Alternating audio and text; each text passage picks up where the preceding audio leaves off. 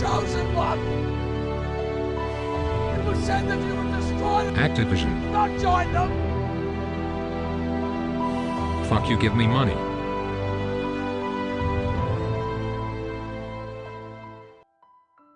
So we have a couple of things to talk through. I mean, this video is completely unscripted, so sorry if I ramble on a bit. But let's look at the DLC first. So we got the Lethal Tide DLC that was released on day one, along with the Silver Vanguard DLC. But we'll look at the Lethal Tide DLC and why, in my opinion, it's really disappointing to see Black Matter and Team 17 going down this route of cosmetic DLC. So first off, let's look at the DLC itself. We get the Marine uniform and the Marine cap for pretty much most of the roles in the game for the Soviet Union, but this is day one DLC, which is it's just a really shitty thing to do that a lot of publishers do. It's content that is ready for day one, so it's content that was included in the game, but they're charging for it. And without this uniform, every single Soviet force, or say the infantry, have access to one uniform, while the other forces, the Allies, or say the Americans and the Germans, have access to a lot more uniforms that they haven't had to pay extra for. I don't like the idea of them releasing new cosmetics that they're going to put behind paywalls, especially considering the extra stuff we've got for the Allies and Axis. Just knowing that all these other forces have access to so much more, cosmetics, this just seems like a very calculated move to, put this DLC behind a paywall, really limit the amount of customization that you can do with the Soviets, but say, pay £4.99 or your local equivalent to unlock this extra blue uniform. If Angry Joe saw that they were charging £4.99 for blue, he would blow up. And yes, technically there is a third uniform available for the Soviet forces, but when you go to hover over it, it says it's part of the No Retreat DLC, which at the moment is a Kickstarter only reward DLC, which, I'm completely fine for. Reward people that kickstart the game, that's fine, no issues there. But then that DLC will be released later on at a chargeable price for everyone. And in this particular instance, I'm kind of okay with that because it's a Kickstarter reward. It's for those early supporters that helped to get this game, actually off the ground and actually started. So I'm kind of okay with that. But what this is going to lead to is every single piece of customization that's going to come out in the game, extra uniforms for the Americans, the Germans, the Soviets, the face cosmetics that we know 100% are coming because they teased it over a year ago. And now that's going to be locked behind a paywall as well. And I damn well want a cigar to put in Mendez's mouth because he just looks like he needs one, He would look epic with one.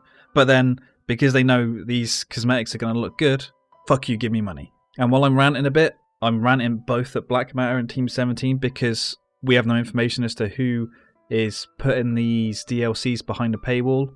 It could be Black Matter that's doing it. It could be Team 17, the publisher. We don't know who's, making this happen.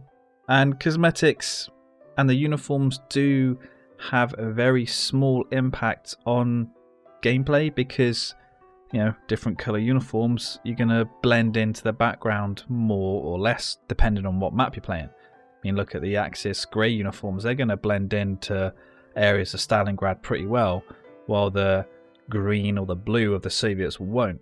They could release different colour uniforms down the line, and you're going to want to get the most gameplay advantage that you want, but fuck you, give me money. And the next big thing is from this article on enemy.com. I'll put the link in the description, and it's an interview with Max Ria, who is the CEO, I believe, of Black Matter, so like the top dog of Black Matter. And he has said that there's going to be 4 expansions for the coming year, which is basically an update every quarter, which is pretty much what we get in early access. But one of them will be a larger paid expansion. And the article says, while Ria did not say what would be included in this, he revealed that they plan to be similar to the Soviet forces that are being added as the game releases. So with the new roadmap that was announced, they said that the British are coming, and if this paid expansion is going to be similar to the Soviets, then it's the British. The British are being locked behind a paywall. In the article it says, again I'm going to quote it, no pricing has been given for the expansions, but Black Matter plans for releases to be affordable. The expansions will also be developed so that they do not split the community by restricted lobbies or teams based on what maps and factions the players own. So let's quickly talk about that. There is going to be some restriction in place. They're not just going to let everyone play the British maps and the British factions without some sort of restriction, because if they let you just play all the maps and do everything, then what's the point in charging for it in the first place, you know?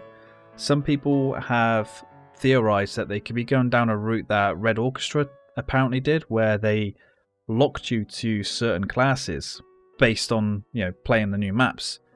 If Black Matter go down that route, then it's going to be a disaster, because if they lock people to the rifleman role, what are they going to do against tanks? You're going to get loads of players just as the rifleman, and then a tank will just come up and just absolutely destroy everyone. What I can foresee happening is what I see a lot happening with Purple Heart Lane. A lot of people don't like that map. I'm not a big fan of that map. And I see servers empty when it switches to Purple Heart Lane. So what could happen in future is when a server changes to the British maps, people will just leave because they don't want to get, you know, destroyed by tanks. And then they don't want to have to pay money so they don't get destroyed by tanks. So then the server admins will just take the British maps out of rotation. That's what I can foresee happening. And another big issue with this is, based on the Kickstarter, at $500,000 in their goals, that was the British forces, including 2 Operation Market Garden maps. At 600k was the Canadian forces. At 700k, the Japanese forces. So the Canadians are going to be chargeable. The Japanese are going to be chargeable. That's what's going to happen with Hell Let Loose. I'm not happy with that at all. If they really want to monetize this game, they should stick to cosmetics. Again, I don't like that, but it's not as bad as locking forces behind a paywall. That's what they should do, in my opinion. Now, you probably saw on the thumbnail that I've called them worse than EA, because if they charge for cosmetic DLC and we'll just say expansions, then yeah, they are worse than Electronic Arts, who are one of the biggest assholes in the development industry. You know, the 3 pillars of assholes, I would say Electronic Arts, Activision, and Ubisoft. And EA with Battlefield 5, which a lot of people didn't like. I'm not sure how well it sold, but a lot of people saw it as disappointing. And you know, while I enjoyed a lot of the time with Battlefield 5, they kept messing around with time to kill and stuff like that. That stopped me from playing the game. But everyone was waiting on the Pacific. They released the Pacific and they didn't charge anything for it. Black Matter are releasing the British forces, then the Canadian forces, then the Japanese forces, and they're going to charge for it, while charging for cosmetics. Well, EA only charge for cosmetics. I think they have boosters and stuff as well in Battlefield, I'm not sure. But yeah, Team 17 and Black Matter, they are going to be worse than EA. On the official Hell Let Loose Discord, I am a war correspondent, which is kind of like a partnered content creator, kind of. And we have a separate war correspondent like chat channel where we can speak to the devs and amongst ourselves. And I asked the devs in there, you know, linking to this article, is this true? Are you going to charge for the British? I asked them that on the 3rd of August, saying, are we getting paid expansions? Are the British going to be a paid DLC? No response yet. It was asked again by another creator, directly linking my message, you know, asking again, is this going to be true? No response. I chased them up, no response. On the 3rd, I contacted a member of the community team directly and said, you know, come on, is this going to be true? Can you let me know? And he responded a day later saying he's going to chat to the team, and he never got back to me. So in my book, no response is validation, pretty much. And, you know, Max did say in the article that it's going to be chargeable. It would be great to get an official statement or response on this, you know, somewhere. let's see if we get that. And I want to know what you guys think. You know, put down in the comments below what you think of the cosmetic DLC, the paid expansions. Are you going to buy them? I might do a poll on my community section on YouTube, which if I do, I'll put a link in the description as well, so people can vote to say whether they're going to buy it or not. Maybe you can use that information, you know, give it to the devs to say like, look, these are all the people, they said they're not going to buy it or they will buy it, you know, let's give them some feedback. And that's what I want you guys to do as well. You know, chat in their Discord, chat on Reddit, give your thoughts across. Let's, you know, push the devs a little. This game is great.